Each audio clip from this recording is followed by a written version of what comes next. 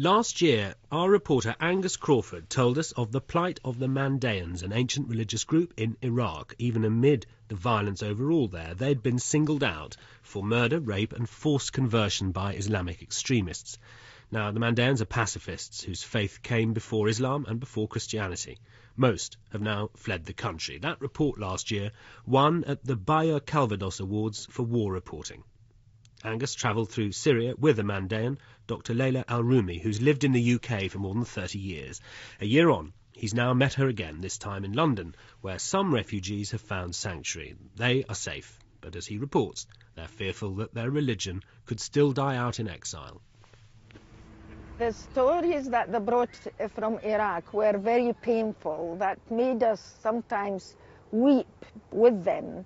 The stories of a woman being raped 3-4 times. Even on a sparkling winter day in London, Dr. Layla Al-Rumi finds it hard to forget what she saw in Damascus more than a year ago. The worst part was this boy of 8 made to jump a fire and burnt half of his body. His face still lives with me like a nightmare sometimes.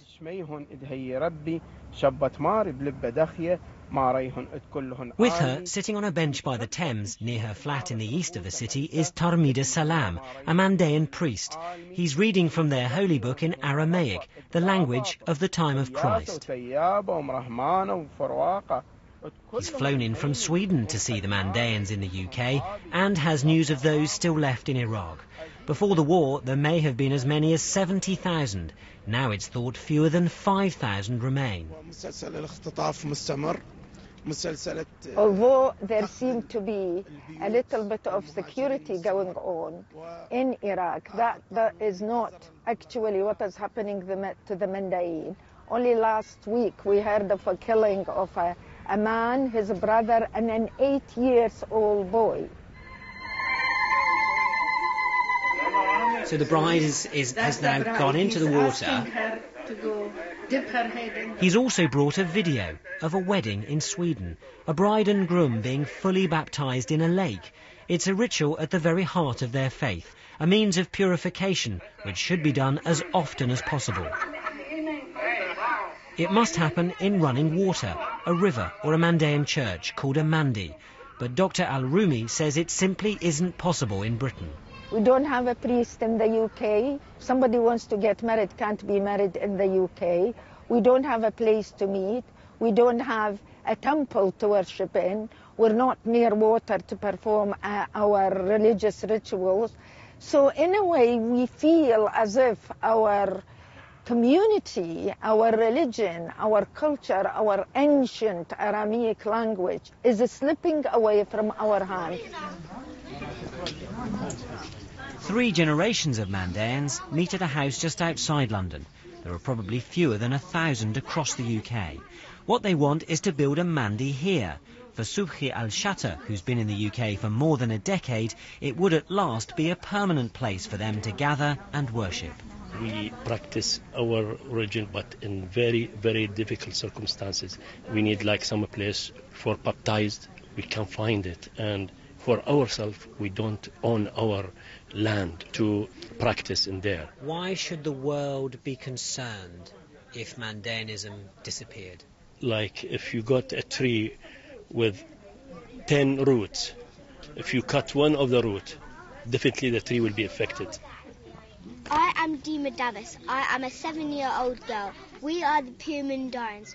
Dima loves performing in local talent shows. She speaks both Arabic and English, and for her birthday asked people to give her money, not presents, so she could send it to Mandaeans in need. Here is a nice place, and back in Iraq it's quite war-y, noisy, where you get bombs and armies and stuff.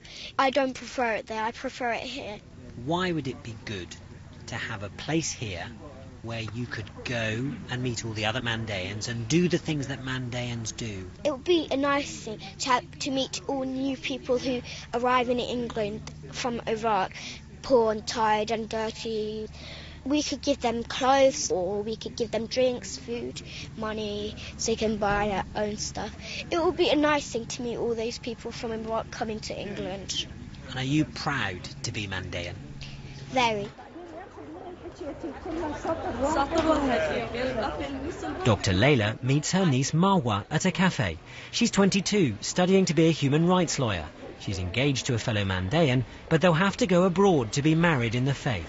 I have nothing that I can pass on to my children because no one's teaching me about my culture, my heritage, my religion, my language. So what can I pass on? She believes Britain and the US have an absolute duty to help Iraqi minorities now facing persecution. They have a duty for the Mandaeans here in the UK to give us a mandi where we can meet and come together. And they have a duty to the Mandaeans who are still in Iraq being persecuted and the Mandaeans who are in Syria and Jordan and have no place to go, and they're stuck there because the UK and other countries invaded Iraq. So they have a strong responsibility to bring those people to the UK so that we here as well can come together, all of us. I think if Mandaeism doesn't survive, it's clear evidence that what happened to human rights, what happened to minorities having equal rights to the majority. But what of the chances of the Mandaeans returning to Iraq, where the religion began before Christianity or Islam? Dr. Layla dismisses the idea. Those going back, some of them are picked up from the borders as soon as they enter Iraq and being kidnapped. How do you ask people to come back to their own country when their houses have been occupied by other people who carry guns, and the Mandaeans do not carry guns? Which leaves the Mandaeans unable to go home and scattered across the world, praying that their faith can survive in foreign lands. Angus Crawford reporting.